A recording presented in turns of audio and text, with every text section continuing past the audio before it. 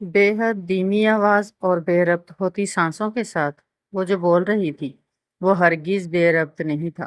یوں لگتا تھا کہ بہت عرصے سے یہ جملے ترتیب دے رکھے ہیں کہ جب کبھی دل کی روداد سناتی تو کس طرح سنانی ہے۔ آغاز سے انجام تک پوری کہانی اور اختتام تو ہو چکا کبھی کا۔ جب وہ چلا گیا اس دنیا سے تو میری کہانی تب ہی ختم ہو گئی تھی۔ باقی 30 سال تو میں نے بس سانس لی ہے۔ ختم ہی نہیں ہو رہی یہ سانسیں۔ اس بوڑھے وجود سے اور بولا نہ گیا۔ آج بہت بول لیا تھا ویسے بھی۔ ثانیہ کو ان پر ترس آیا اور وہ اپنی آنکھیں صاف کر رہی تھی، پھر بولی، آپ کی سانسیں اس لیے قائم ہیں کہ مجھے راستہ دکھا سکیں۔ وہ بوڑھی آنکھیں پانی ہو گئیں۔ جو راستہ میں خود نہ دیکھ سکی، جھلی، وہ کسی کو کیا دکھاؤں؟ میری کہانی تو اس کے ساتھ ہی ختم ہو گئی تھی۔ راستہ تو بعد میں نظر آیا، پر اس پہ چل کے جاتی کس کے پاس؟ منزل تو مٹ چکی تھی۔ ثانیہ نے پھر آنکھیں صاف کیں۔ بی بی، یہ کہانی ختم ہوئی ہے یا شروع ہوئی ہے؟ آپ کی کہانی ختم، میری شروع۔ ایک ہی تو کہانی ہے جھلی، وہی ازل، وہی عبد، وہی آدم اور اس کی پسلی سے بنی ہوا، وہی محبت، وہی نفرت، وہی جیون، وہی مرن، سب تو ازل سے ہی ایسا ہے، ایک جیسا آغاز بھی اختتام بھی۔ کوشش کرنا کہ اس بیچ میں جو کہانی تمہارے حصے کی ہے اس میں صفاکی کے بیج نہ بونا کہ تمہیں ندامت کی فصل کاٹنی پڑے۔ بڑی بی بی کا انتقال ہو گیا ہے۔ خبر تو دل دہلا دینے والی تھی، کیونکہ بی بی کافی دنوں سے نیم بے ہوش تھی اور سب لوگ اس خبر کے منتظر تھے۔ کچھ لوگ اس لیے کہ کب بی بی کی سانس تھمے اور انہیں وہ زمین کا ٹکڑا مل جائے جس پر بی بی کا قبضہ تھا، اور انہوں نے کسی کو بھی اس کا حصہ نہیں دیا تھا، اور آج اس زمین کے وارثوں کا انتظار جیسے تمام ہوا۔ گاؤں کے غریب لوگ بھی آس میں تھے کہ بزرگ خاتون کے انتقال پر بہت دیگیں پکنے والی ہیں، بہت دنوں تک کھانا نہیں پکانا پڑے گا۔ اس کی ایک وجہ تو یہ تھی کہ بڑی بی بی اپنے خاندان کی بزرگ ترین خاتون تھی، اور دوسری یہ کہ پہنچی ہوئی خاتون تھی۔ ان کے بہت سے مرید تھے جو دنوں تک ان کے نام کا لنگر لگاتے۔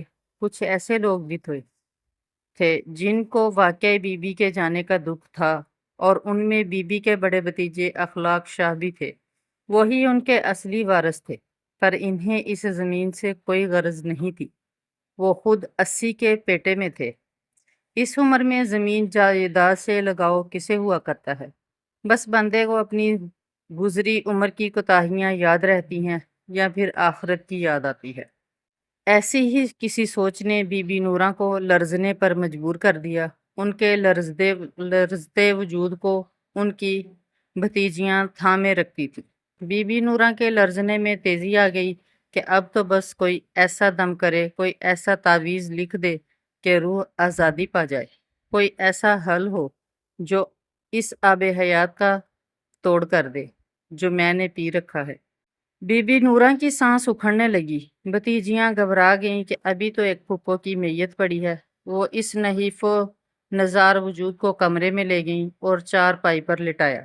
کچھ دیر میں ان کی طبیعت سنبھل گئی تو ان کی بھتیجیاں بھی کچھ دور بیٹھے ٹولے میں شامل ہو گئیں۔ وہ ٹولہ جس میں کچھ بی بی نورہ کی بھتیجیاں، جن میں سے کچھ 60 کی عمر کو بھی چھو چکی تھیں، اور پھر ان کی بھتیجیوں کی بھتیجیاں۔ ہماری وڈی آج چلی گئی ہے تے اسی بھی چلے جانا ہے، پر ایک گل سن لو سب، اپنی اس وڈی بی بی کی مثال سامنے رکھنا، اپنا ایمان ڈولنے نہ دینا۔ وہ 100 سال سے اوپر دی عمر سی وڈی بی بی دی، پر ایمان دی پکی، کبھی نہیں ڈولیا، مر گئی پر پاک ہی گئی اپنے رب دے کول۔ اور اگر کسی دادی ایمان کمزور ہوتے دیکھو تو ہم وڈیوں کو بتاؤ، باقی ہم سنبھال لیں گے۔ اس ٹولے کی بزرگ پھوپھی باقی سب کو ایمان مضبوط رکھنے کے درس دے رہی تھی، اور سب بھتیجیاں سر دھن رہی تھیں۔ بس ایک عنایت بی بی تھی جو اس ٹولے سے بے نیاز پارہ پڑھنے میں مشغول تھی۔ یہی تو بڑی بی بی کے کام آنا تھا، آگے اور تو سب بےمانی تھا۔ ابھی صبح کا ملگجا اندھیرا تھا۔ زمان شاہ کی آنکھ گھر میں ہونے والی چہل پہل سے کھل گئی۔ آنگن میں لائن سے سب کی چارپائیاں بچھی ہوئی تھیں۔ آنگن میں لگے درختوں پر پرندے اپنے رب کی ثنا میں مشغول تھے۔ درختوں کے پتے صبح کی ٹھنڈی ہوا سے سرسرا رہے تھے۔ زمان شاہ نے صبح کی ٹھنڈی اور صاف ہوا کو چہرے پر محسوس کیا۔ شہر میں یہ مزے کہاں تھے؟ گاؤں کی ہوا بھی پاکیزہ سی لگتی ہے، وہ سوچ کر مسکرا دیا۔ دل خود بخود نماز پڑھنے کو چاہنے لگا۔ کچھ رات بڑی بی بی کی تدفین کا بھی اثر تھا۔ اس نے چادر سے منہ نکال کے دائیں جانب دیکھا۔ بی بی کوثر اور بی بی روشن اس کی سگی پھوپھیاں تھیں، جو اس وقت چائے بنا چکی تھیں اور کچھ دور چارپائی پر بیٹھی بسکٹ کے ساتھ نوش بھی فرما رہی تھیں۔ اس کے والد اخلاق شاہ بھی بیٹھے تھے۔ بڑی بی بی جو ان کی پھوپھی تھی، تعریف میں زمین آسمان کے کلابے ملائے جا رہے تھے۔ زمان کے منہ میں کڑواہٹ گھلنے لگی۔ کچھ دیر تو لیٹے لیٹے ہی سنتا رہا، پر قصیدے تھے کہ ختم ہونے میں نہیں آ رہے تھے۔ اتنی عمر تھی بی بی کی، پر کبھی کسی غیر مرد کی نظر نہ پڑنے دی۔ اللہ بخشے پاک آئی تھی، دنیا میں پاک چلی گئی۔ بی بی روشن جھوم رہی تھی۔ زمان لیٹے سے بیٹھا۔ زمان کے والد اخلاق شاہ بھی بہنوں کے ساتھ چارپائی پر بیٹھے چائے پی رہے تھے۔ زمان کے تیور دیکھ رہے تھے۔ انہیں پتا تھا کہ اب زمان کو غصہ آ جائے گا۔ کتنے دن نیم بے ہوش رہیں، پر سختی سے حکم تھا ان کا کہ جان نکل جائے پر ڈاکٹر کے پاس نہ لے کے جانا۔ روشن بی بی کے جھومنے میں فرق نہ آیا، پر زمان اٹھ کر کھڑا ہو گیا۔ ہاں، کسی ڈاکٹر کو دکھا لیتی تو اتنے دن جس تکلیف میں رہیں وہ تو نہ ہوتی، نہ انہیں نہ ہمیں۔ زمان تڑپ کر بولا۔ یہ اس کا اپنی پھوپھیوں سے ہمیشہ کا اختلاف تھا کہ جہاں مجبوری کی وجہ سے کچھ کام کرنے پڑتے ہیں وہ وہاں بھی اکڑ جاتی تھی، اور خود تو تکلیف اٹھاتی ہی تھیں، ساتھ ان لوگوں کو بھی خوار کرتی تھیں، اور یہ خواری جیسے ان خاندان کے مردوں کے نصیب میں لکھ دی گئی تھی۔ روشن بی بی نے تلملا کر چائے کا پیالہ چارپائی پر رکھا۔ پردے والی بی بی تھی، وہ کوئی عام عورت نہیں تھی۔ شرم کر، تیرے ابے کی پھوپھی تھی، حیا نہیں آتی تجھے ایسی باتیں کرتے؟ روشن بی بی نے اس کے لتے لینے شروع کیے۔ نیک بیویاں ایسی ہی ہوتی ہیں۔ وے جھلیا نور والی جب تک زندگی لکھی تھی جی لی، اور جب فرشتے آئے چل دی اپنے رب کے پاس۔ کلثوم بی بی کہنے لگی، او جھلیا کیوں بحث میں پڑتا ہے؟ جا جا کے نماز پڑھ۔ اخلاق شاہ نے اکتاتے ہوئے کہا۔ یہ ہزاروں دفعہ کی کوئی بحث تھی جس کا حاصل کچھ بھی نہ تھا۔ تھوڑی بحث کے بعد زمان غصے میں آ جاتا، اور پھر وہ جھگڑا ہوتا کہ میت پر آنے والے مہمان کانوں کو ہاتھ لگاتے۔ زمان ابھی بھی جم کر کھڑا ہوا تھا۔ جا زمان نماز پڑھ، لوگاں نوں اپنا آپ نہ وکھا، یہ ٹائم نہیں ہے ایسی باتوں کا۔ زمان چیڑ کر گھر کا کھلا دروازہ پار کر گیا۔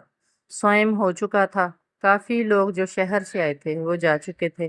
باقی رشتہ داروں کے گھر ساتھ ساتھ تھے، اور سب گھروں کی ایک چار دیواری کر کے ایک کالونی سی بنا لی گئی تھی، جس کو سب سیدوں کی حویلی کہتے تھے۔ چار دیواری کے اندر سب کے گھر الگ الگ تھے، پر عورتیں آرام سے ایک دوسرے کے گھر آتی جاتی تھیں۔ پردے کا مسئلہ نہیں ہوتا تھا۔ زمان بھی واپس شہر جانے کی سوچ رہا تھا۔ اس کی نوکری تھی وہاں بینک میں، اور اس کی چھوٹی بہنیں وہاں پڑھتی تھیں۔ اس کے والدین زیادہ تر گاؤں میں رہتے تھے۔ ایک بھائی شادی شدہ تھا جو دوسرے شہر میں الگ گھر میں رہتا تھا۔ بیگ پیک کر کے اس نے سوچا کہ باہر اوطاق میں جائے، وہاں جو مرد رشتہ دار اور گاؤں کے لوگ ہیں ان سے مل لے۔ وہ گھر سے نکلا تو اس کے موبائل پر کال آنے لگی۔ زرمینے کی کال تھی۔ زمان نے موبائل کان سے لگایا۔ کیسی ہو؟ میں ٹھیک ہوں، تم کیسے ہو؟ زرمینے کی آواز نے اندر کی بے چینی کو کچھ کم کیا۔ ٹھیک ہوں، بس یہاں مصروف تھا، تمہیں کال نہیں کر سکا۔ وہ بات کرتے ہوئے اوطاق کی طرف جا رہا تھا۔ ہاں، اندازہ ہے مجھے، پر آج 3 دن ہو گئے تمہاری آواز نہیں سنی تھی، بس کال ملا لی۔ اب بند کرتی ہوں، تمہیں مسئلہ نہ ہو۔ زرمینے جانتی تھی گاؤں میں بات کرنا اس کے لیے مشکل ہوتا ہے۔ اس بات پر زمان کی اداسی ختم ہوتی ہوئی محسوس ہوئی۔ اس کے لب مسکرانے لگے۔ وہ اوطاق میں داخل ہوا، پر وہاں کوئی نہیں تھا۔ ہاں، 3 دن تو ہو گئے یار، میں بس کچھ دیر میں نکل رہا ہوں، کل ملاقات ہوگی۔ میں بھی مس کر رہا ہوں تمہیں۔ زمان کی آواز کچھ بوجھل ہو گئی۔ گاؤں اتنے دن بعد آتے ہو، ہمیں تو کبھی مس وس نہیں کیا تم نے۔ زمان اس آواز پر اچھل پڑا۔ کمرے میں رکھی بہت سی الماریوں میں سے ایک الماری کے پاس نور شاہ کھڑا کوئی کتاب ڈھونڈ رہا تھا۔ الماری کونے میں تھی۔ زمان کا اس طرف دھیان ہی نہیں گیا تھا۔ اس نے یکدم کال بند کر دی۔ نور شاہ ہنستے ہوئے آ کر صوفے پر بیٹھ گیا۔ کیا ہے بھا؟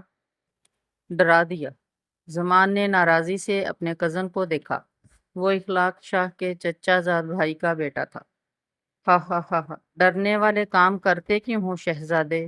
نور شاہ نے اس کو چڑھایا۔ ویسے آپ کر کیا رہے ہیں یہاں؟ کون سی کتاب ہے یہاں جس کو آپ نے 50 دفعہ نہ چاٹا ہو؟ زمان نے چڑھ کر کہا۔ نور شاہ نے کہکل گئے۔ تم بھی کبھی چاٹ لیا کرو ان کو۔ ان کتابوں سے مجھے معاف رکھو میرے بھا۔ زمان نے ہاتھ جوڑے۔ نور شاہ کچھ دیر مسکراتے رہے۔ تم اسی لڑکی سے باتیں کر رہے تھے نا جس کے لیے گھر والوں کو منایا ہے؟ نور شاہ نے اسے نظروں میں تولا۔ ہاں جی، ایک ہی ہے بس، اس نے نروٹھے پن سے جواب دیا۔ گھر والوں کو تو تم نے مہینوں پہلے منا لیا تھا، پھر بھیجا کیوں نہیں اب تک؟ نور شاہ کا پورا دھیان اس کی طرف تھا۔ کچھ کھوج تھی ان کے لہجے میں۔ بھا، آپ کو تو پتہ ہے مجھے فکر ہے اپنی بہنوں کی، اور آپ یہ بھی جانتے ہیں کہ اماں بابا کو روحی نے منایا ہے۔ روحی اس کی سب سے بڑی بہن کا نام تھا۔ نور شاہ نے ہنکارا بھرا۔ یہاں کچھ نہیں چبھتا تمہیں؟ نور شاہ نے اس کے دل کے مقام پر انگلی رکھی۔ ہاں بھا، میرا دل نہیں مان رہا کہ میں شادی کر کے اپنی زندگی بنا لوں اور میری بہنیں ایسی زندگی گزاریں جس میں بس ایک موت کا انتظار ہو اور کسی چیز کا نہیں۔ وہ سر جھکا کر کرب سے بولا۔ ضدی عورتیں ہیں یار۔ نور شاہ نے سر جھٹکا۔ ہمارے بڑوں نے کتنی کوشش کی کہ آپس میں شادیاں کر لیں، پر ان عورتوں کی ضد کی وجہ سے سب مردوں نے باہر شادیاں کی۔ تمہارے ابو نے کتنے رشتے دیکھے کہ ادلے بدلے کا رشتہ کرتے ہیں۔ اس طرح تمہاری پھپھو کا بھی ہو جاتا، پر نہیں مانی تمہاری دونوں پھوپھیاں۔ آخر تمہارے ابو نے 40 کی عمر میں کر لی شادی۔ آپ بھی تو ضدی ہیں بھا۔ وہ مسکرایا۔ کی تو آپ نے بھی نہیں شادی۔ ہاں ہوں ضدی۔ شادی کروں گا تو اپنے خاندان کی لڑکی سے بس۔ نور شاہ اٹل تھا۔ 50 سال سے اوپر کی عمر میں آپ کوئی لڑکی ملے گی؟ نہیں بھا، اس نے بھی چھیڑ کر بدلا لیا۔ مجھے ایک لڑکی سے مطلب نہیں ہے، مجھے سب لڑکیوں سے مطلب ہے۔ ہیں؟ زمان کی آنکھیں پھیل گئیں۔ خاندان کی سب لڑکیوں، بچیوں، بوڑھیوں، سب سے مطلب ہے؟ نور شاہ کی آواز سرگوشی میں ڈھل گئی۔